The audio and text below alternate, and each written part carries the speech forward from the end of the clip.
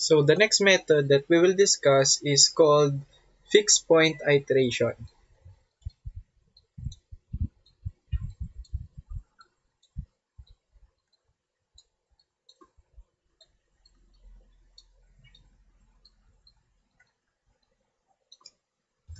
So this is another step or another solution in finding the roots of an equation.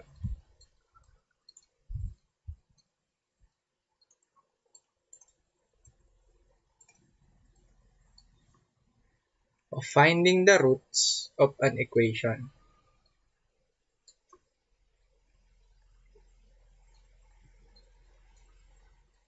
So how does fixed iteration works? So these are the steps in doing the fixed point iteration. First step is we are given f of x is equal to 0. So we must write x in terms of an equation. So x is equal to, so later on we'll get to that. So next step, then we'll label the left side as, okay, so we label the left side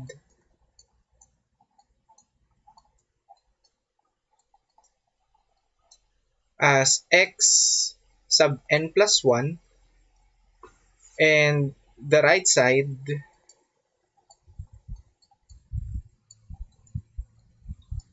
as x sub n, wherein pwede nating sabihin na x sub 1 is equal to ganito, and then yung kabila, x sub 2 is magiging ganito yung kanyang number.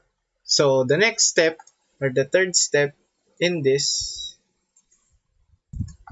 and then we'll pick a value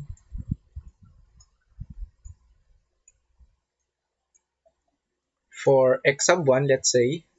So this is x sub n, then we pick a value for x sub 1, and then we plug it into the equation. So we plug into the equation.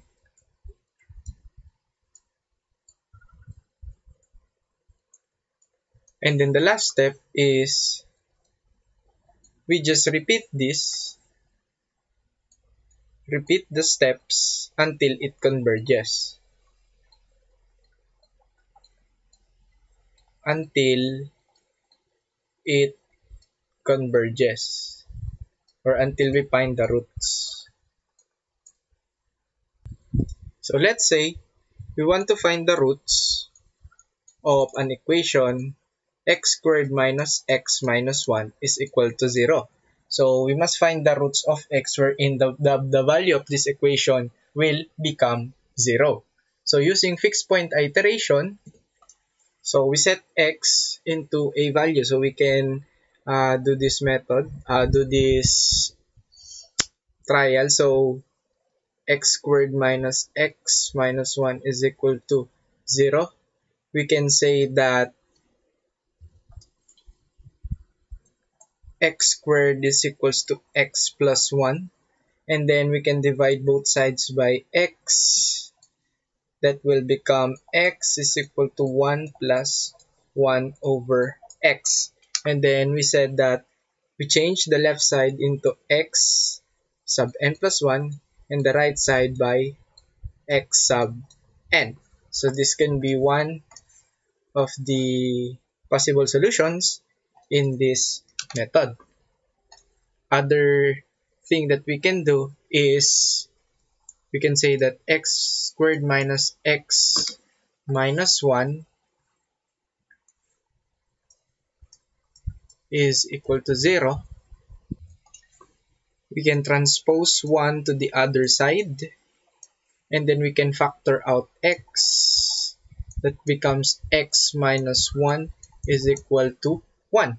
And then we can divide both sides by x minus 1. So yung technique dito is parang iiwanan mo lang yung x sa left side and then para magkaroon ka ng panibagong equation naman doon sa right side. So maka-cancel out ito.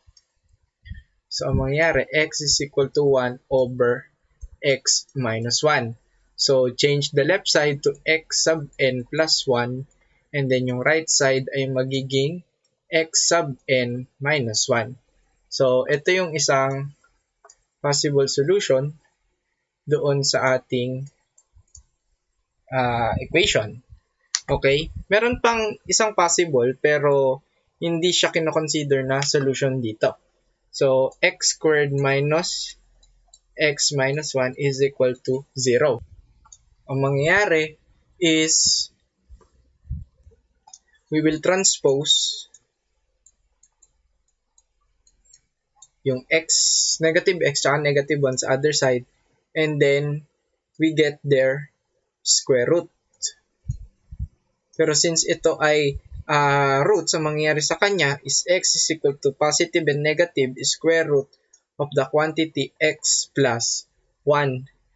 And therefore, kung papalitan natin yung left side nga is magiging x sub n plus 1 is equal to positive and negative x sub n plus 1. Hindi tayo pwede magkaroon ng ganyang answer. It's because hindi masusunod yung concept and principle nung ating method. So this is not a possible solution to this. So mali ito. So yung dalawa lang yung possible na pwede nating gawin para magkaroon ng roots yung ating equation. So gawin na natin yung solution natin.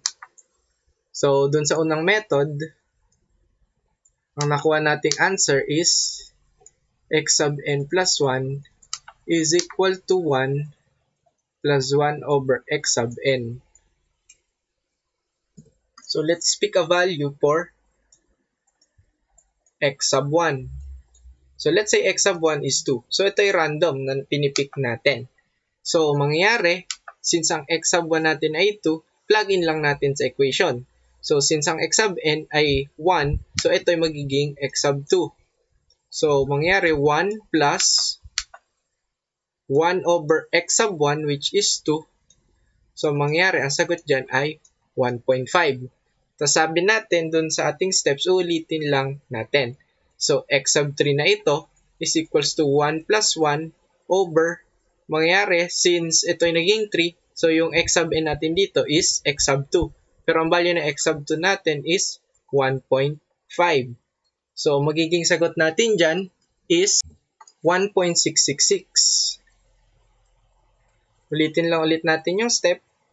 x4 naman, 1 plus 1 over x sub n, pero yung x sub n natin is x sub 3. So substitute lang natin yung x sub 3 which is 1.666. Makakuha tayo ng value which is exactly 1.6. Ngayon naman, tuloy lang ulit natin sa x sub 5 is equal to 1 plus 1 over 1.6 kasi yung x sub n na natin dito is x sub 4. So, ang magiging sagot na dito is 1.625. And kung mapapansin natin, kung itutuloy nyo pa yung iterations ito, mapapansin nyo na magko-converge na to sa root natin na 1.618. Okay. Or pwede nating sabihin yung value nito is 1 plus square root of 5 all over 2. So, i-check ko lang sa calculate natin kung same nga ba. So, 1 plus square root of 5 all over 2. So, yun, 1.6180. So, ito yung magiging value ng roots natin dito sa una nating solution. So, i-try naman natin yung isa naman nating nakuha. Wherein, yung sagot sa kanina is x sub n plus 1 is equal to 1 over x sub n minus 1. So, let's say pick tayo ng random value ng x sub 1 natin. Let's say 1.6. So, yung x sub 2 natin ay magiging 1 over 1.6 minus 1 is equal to 1.666. Okay? Substitute naman natin sa x sub 3. So, 1 over x sub 2 which is 1.666 minus 1. Ang magiging sagot natin is 1.5. Ngayon naman, plug in natin sa x sub 4. We're in 1 over 1.5 minus 1. Okay? Ang magiging sagot natin, okay, is 2. So, kung itutuloy natin, x sub 5, 1 over 2 minus 1, magiging sagot natin is 1. Dito, makikita natin, pag tinuloy natin, hindi siya nag-converge or wala siyang pinapupuntahan na roots. Unlike nung una nating solution, is makikita natin na papalapit siya talaga doon sa ating root. So, masasabi natin na itong second solution natin is not converging. So, bakit ba ganun? Ano nangyayari? Bakit yung isa nating solution is hindi nagko-converge? Kailan natin malalaman kapag yung solution natin ay magko-converge? Or pag sinabi magko-converge, pupunta siya doon sa roots ng equation natin. Okay? Ano natin malalaman na magko-converge yung ating solution? So, sabi natin, yung x sub n plus 1 is equal to a function. Since makita naman natin is siya ay isang function. So, pwede kong sabihin na ito ay f of x na lamang. F of x sub n. Okay? So, malalaman natin na nagko-converge yung ating equation or yung ating gagawing solution sa fixed point iteration kapag kinuha natin yung first derivative ng f of x sub n. And dapat yung makukuha nating value dito is dapat less than 1. Okay, less than 1. So, by just substituting the roots doon sa ating equation, makukuha natin na dapat yung sagot niya is dapat less than 1. Doon mo palang masasabi na kapag yung value ng f prime of x sub n is less than 1, therefore, it is converging. Okay? Otherwise, kung mas mataas siya sa 1, malalaman mo naman yun na hindi siya magko-converge doon. Okay? So, kung ito ay mas mataas sa 1, doon mo palang masasabi na not converging. So, try nating i-prove kung bakit yung first equation natin is converging. So, i-ano ko lang siya, i-differentiate natin. So, isulat lang natin, x sub n plus 1 is equal to 1 plus 1 over x sub n. So, i-differentiate lang natin itong equation na to. So, ang magiging derivative niya is negative 1 over x squared. Okay? Kahit di na natin isulat yung n. Kasi isa-substitute lang naman natin yung roots niya. So, kung gagamit tayo ng calcu, alam natin na yung magiging roots ng equation natin is 1 plus square root of 5 over 2. So, dapat pag sinubstitute natin yung root niya dito sa equation or dun sa na-differentiate natin, dapat ang magiging value niya is less than 1. So, negative over 1 plus square root of 5 over 2 squared. Makukuha nating value ng f prime ng 1 plus square root of 5 over 2 is equal to negative 3820. We just get its absolute value Okay. Nung negative 0.3820. So, alam natin na siya ay mas mababa sa 1. So, yun. Kaya natin nasabi kanina na itong equation na ito ay magko-converge doon sa roots talaga ng ating equation. Ngayon naman, try nating i-differentiate yung isa nating solution. Wherein yung x sub n plus 1 is equals to 1 over x sub n minus 1. Ngayon, pag dinifferentiate natin ito, ang magiging sagot na lang natin dito is magiging 1 o negative 1 x minus 1 squared. So, same pa rin ang gagawin natin. Substitute lang natin yung talagang roots niya para malaman natin kung talagang siya ay magko-converge. 1 plus square root of 5 over 2 is equal to negative 1 all over 1 plus square root of 5 over 2 minus 1 squared. Tapos ang makukuha nating value dito ng ating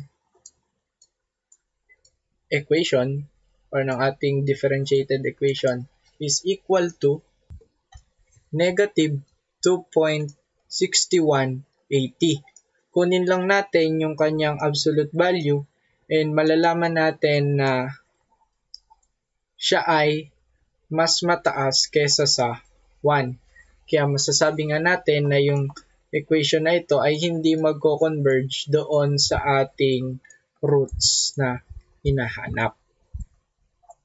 So, malalaman naman natin yan since yung dito pa lang sa pagkuha natin ng ilang iterations, malaman natin na palayo ng palayo yung ating nakukuhang sagot.